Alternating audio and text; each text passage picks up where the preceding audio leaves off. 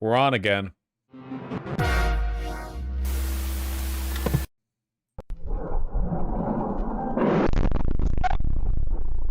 Crunchy audio.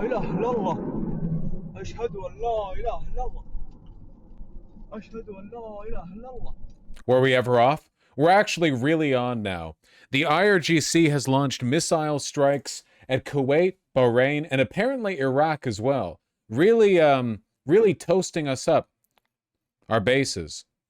Let me guess, Israel made Iran mad again. In this exact instant, Iran is actually initiating. I mean, they're retaliating following our ceasefire violations, but they're the ones tossing the ball across the court this time. I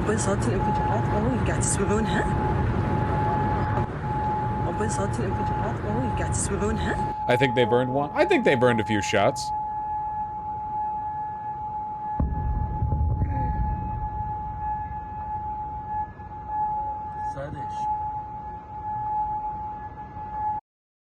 Israel is invading Lebanon. Kuwait's defense ministry confirmed it's under attack from drones and missiles. Iran state broadcaster IRIB said strikes at both Camp Aifyan and Ali al-Salem air base in at least 2 waves. Explosions in Bahrain? No. They're having fun with it. They're getting silly with it. According to the IRGC, they are abandoning tit-for-tat retaliation and are now going to be striking back, quote, at least 1.5 times as hard for every U.S. attack, with the IRGC warning and disrupting the security of the Strait will have a heavy price for the invading U.S. military. Right. So, yeah, it seems that they're getting toasty with it. Remember all those articles early on about how we had eradicated their missile stockpiles, and now each successive update on the subject has returned a higher and higher percentage of drones and missiles that are actually fine. And now it's like, actually, they still have 70% of their drone stockpile, and we don't have anywhere near that percent of interceptors left. Very nice, very nice. They're rebuilding. They used the time off to dust off some of their buried missiles and Shahed drones. Seems they've been doing good work to that effect. And yeah, I mean, obviously, Iran is justified in doing this. We have continuously violated. Yeah. This is the I believe the specific egregious incident they're referring to. The U.S. hit cargo tanker earlier in the Gulf. We shot at a cargo tanker. Footage of U.S. forces firing an AGM-114 Hellfire air-to-surface missile into the engine room of the Botswana-flagged tanker MT Lexi as it attempted to run the U.S. blockade of Iran in international waters. Iran has said, we can't blockade the Strait the way we are. And, I mean, there you are. Is this a civilian ship? Yep. Just trying to run the Strait, get some oil over, presumably to China. CENTCOM disables non-compliant vessel in Arabian Gulf. An unladen oil tanker that was attempting to sail toward an Iranian port in the Arabian Gulf. Okay, so they were moving into the port. Gotcha. International waters. The ship's crew repeatedly ignored warnings, failing to comply with directions from U.S. forces multiple times over a 24-hour period. And then we shot them with a Hellfire missile. So yeah, you know, from Iran's perspective, they are, thanks, Grok. Well justified. A reasonable and moderate response to, yes, Western devil war crimes. Exactly. We don't know if that's true, Murasaki-chan. We don't actually know if that's true. We'll find out more in the future. At any rate, yeah, major escalation from Iran's perspective. Not to say it's unjustified, only that they are getting more spicy with it. This only happened 2 hours ago. I'm not actually sure if there is any, let me see, mainstream media coverage that I can find on the subject. Nah, it looks like it's going to be a little while. That's okay. We can wait. We fired our only Hellfire missile. It'll take 4 years to replenish. We have 1,800 subcontractors working on it at this moment. Anything interesting in the New Jersey election? I don't know yet. I'm still looking at evidence that this conflict is going to continue until industrial civilization ends. How will this affect the stock market? Knowing the stock market, it's going to keep going up. So that'll be fun. They just called it. Okay.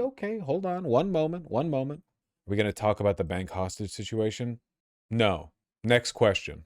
You planning on talking about the girls Trump and Netanyahu fighting? It's not real. Axios, okay, I talked about this a little bit before, but I just want to repeat it maybe a little bit more succinctly. This specific writer, at Axios is literally an Israeli asset who has for years repeatedly written articles, dozens at this point, about how Biden or Trump were at their limit with Netanyahu and were finally about to break off contact with them and were right about to declare Palestinian liberation and so on. Barak Ravid, thank you. Barak Ravid is a Republican. He is a reactionary. He is a Zionist. He is an Israeli asset.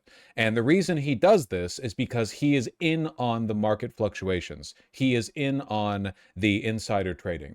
Every time he did this, it stirred up a new wave of conversation about how Trump or Biden were finally about to buck their Zionist masters and say fuck you to Netanyahu and everything was about to change. It never happened. It has never happened. For Trump, it's about insider trading. For Biden, it was about creating a sort of a mirage, plausible deniability, where you can string people along with the belief that any day now Biden was going to turn. I used to fall for it, now I don't. Anything from Barak Ravid cannot be trusted. This is his job. It is his job to do this. More info on Barak Ravid. He isn't just an Israeli asset. He literally worked in the PSYOP agency part of Israeli intelligence. Yeah, it's not exactly subtle. Worked in Unit 8200, 8200.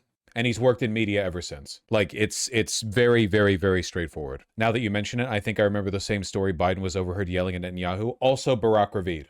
Literally, same guy. The same guy did that. It was Mark Levin who confirmed this, right? Yeah.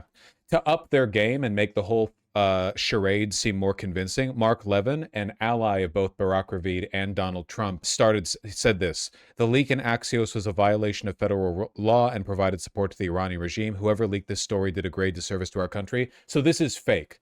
Mark Levin knows the story is fake and is pretending that he's outraged by its leak as a way of confirming it. Why would Mark Levin ever tweet this if the story was actually true? Why would he confirm it by saying he was super duper mad about it getting put out? It's transparent theater. Don't fall for it. Trump is completely in line. He is a puppet.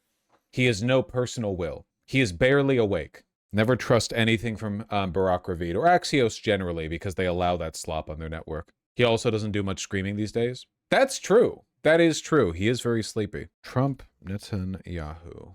Yeah, here we go.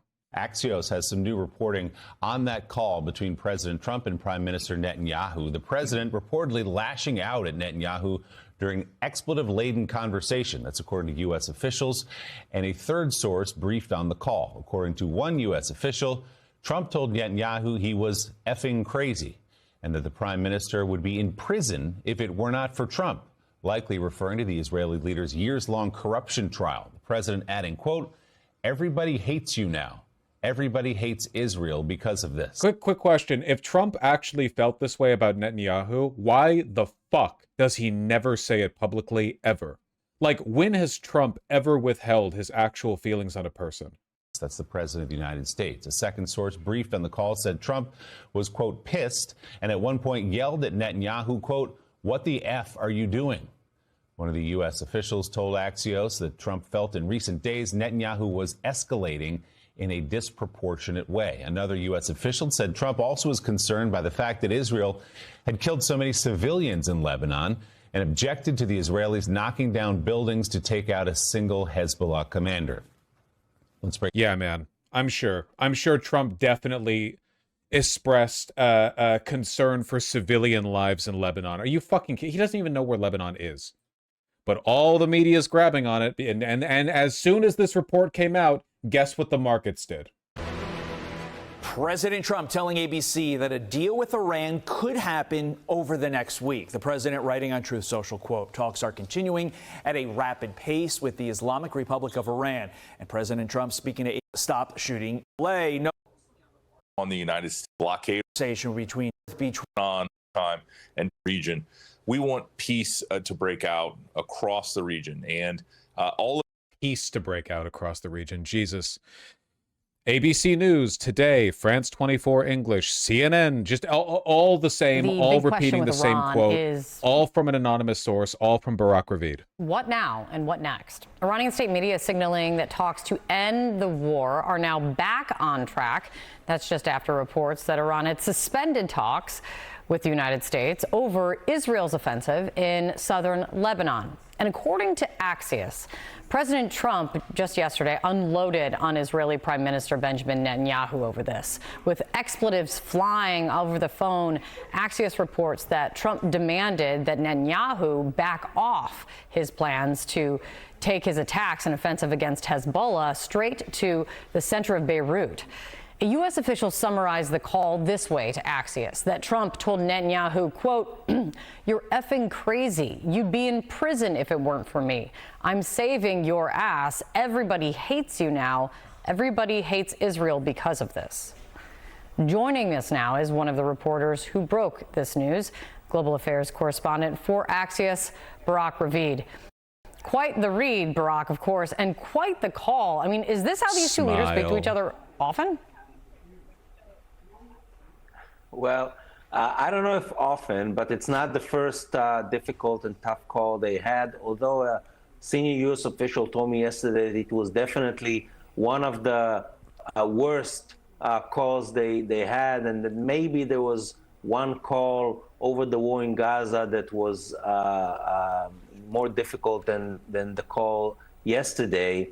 And I think what led to this is a growing feeling that the president had that Netanyahu is out of control. I heard it from several of the president's people. Yeah. And Trump, at the end of the day, wants to end the war with Iran and to de-escalate in the region more broadly. And he felt that what Netanyahu is doing in Lebanon and his plan to escalate the war further by expanding the Israeli ground operation in southern Lebanon and by going on a massive bombing campaign in the center of Beirut, knocking down buildings, that is disproportionate, and that would cause an escalation that would undermine what the president was trying to do with getting a deal with Iran. I think this is how the president went in to this call. Does anyone actually buy this bullshit? Yeah, like everyone, including people in this community. And including, by the way, up until a point, me. With Biden, not with Trump.